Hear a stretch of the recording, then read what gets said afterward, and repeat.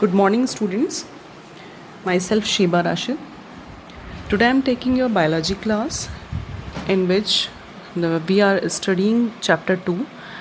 Chapter 2, Sexual Reproduction in Flowering Plants. Reproduction. Actually, this is a characteristic of living organism. So we can discuss the reproduction as after the reproduce, parents give the offspring. There is another term, sexual. Reproduction can be two types, asexual and sexual. In asexual reproduction, there is the need of only one parent, while in sexual reproduction, there is a need of two parents. So we can call it the biparental. Next term is flowering plants, which is a characteristic of angiosperm actually. So now we start the chapter sexual reproduction flowering plants. We will study the angiosperm plants, we will study flowering plants, and in these plants we will study the sexual reproduction where is the need of two parent. You can see here the structure of flower. This structure of flower is divided into four holes. One hole make the accessory organ and second hole make the reproductive organ. In accessory organ there is petals and sepals, while in the reproductive organ there is a female reproductive organ and the male reproductive organ.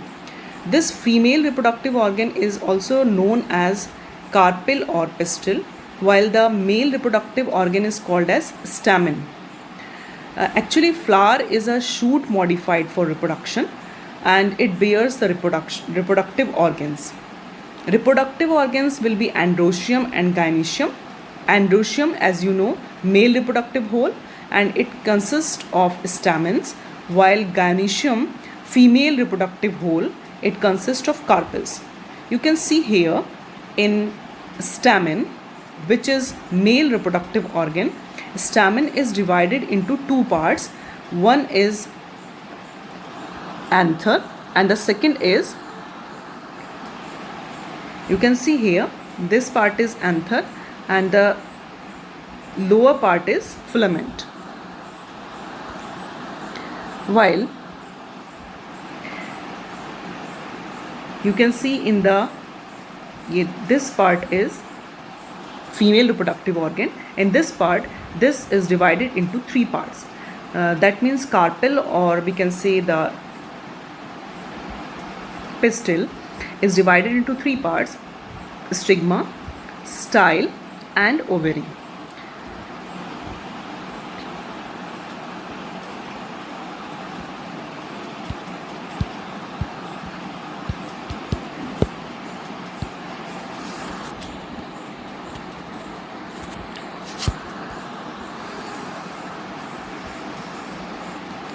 You have to remember this flower structure because we will study the reproductive organ in detail later.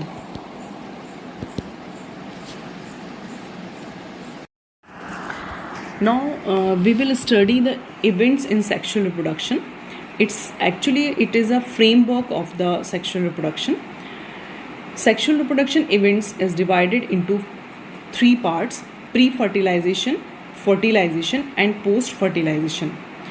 In pre-fertilization events, there is two processes: gametogenesis and pollination. Gametogenesis, actually this is the formation of gametes.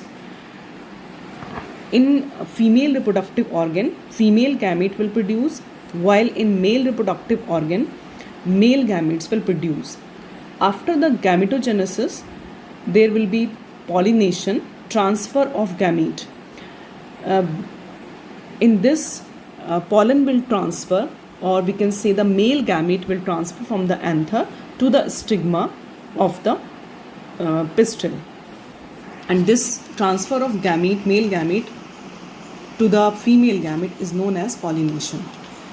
These two processes completed the pre-fertilization process. After that, maturation of the gametes, there will be the process of fertilization, where the fusion of male and female gametes will occur. In fertilization, there is double fertilization process in angiosperm. It's an important characteristic of angiosperm, double fertilization. And after that fertilization, there is post-fertilization event. In post-fertilization, there is the development of endosperm and embryogenesis. Embryogenesis means the process of embryo development. So this is the framework of the event in sexual reproduction. One by one, we will go to the detail. Next slide show the pre-fertilization structure and events.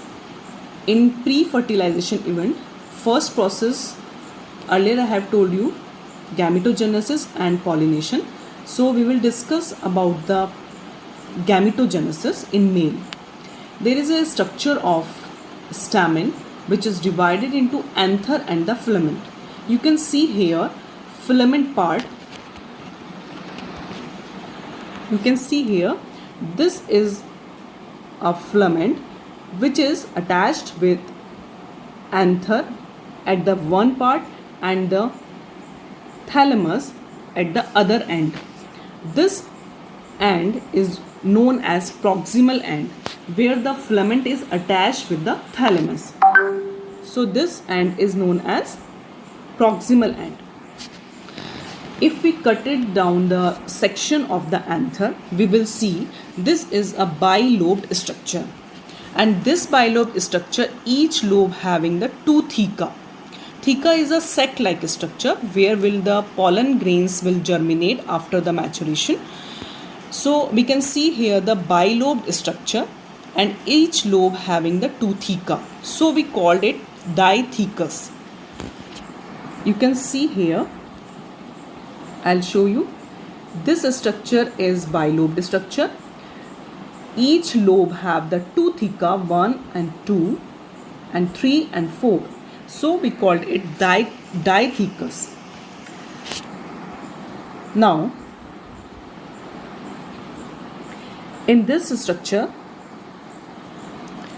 we can see here there is this theca. After the maturation, we called it microsporangia, and this anther, cross section of anther, you can see this transverse section have the four-sided, so we called it tetragonal, and this tetragonal structure consisting of 4 microsporangia.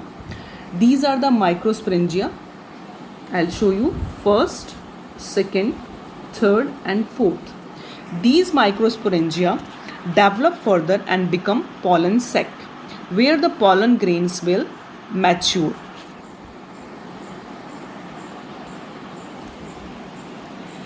So we will study in pre-fertilization structure and events, stamen, which we discussed, microsporangium and the pollen grain.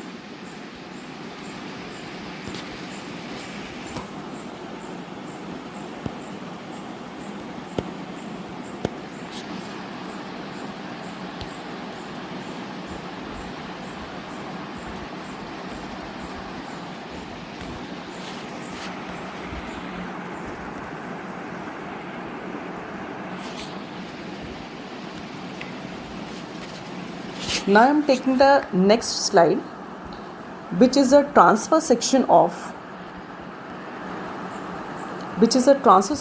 anther.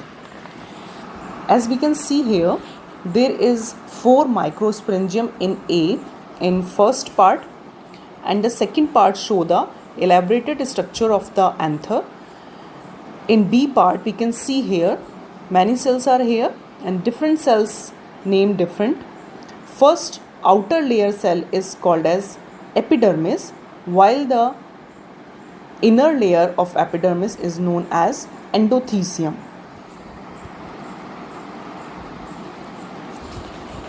These two layers, epidermis and endothecium layers, are single layer structure, while in third portion there is middle layer.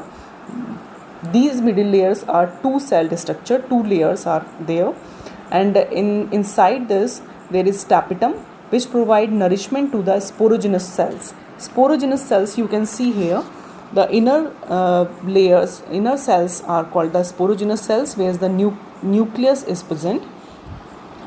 These sporogenous cells, after the maturation, make the microspore mother cell. These microspore mother cell, when mature, it will make the microspore tetrad. And after the dehiscence of the anther, you can see in the structure of third part, C part, you can see here, after the dehiscence of anther, pollen grains will come out and it will go to the pollination. This was all about the stamen and microsporangium. In our next slide, we will study the structure of microsporangium later. Thank you so much.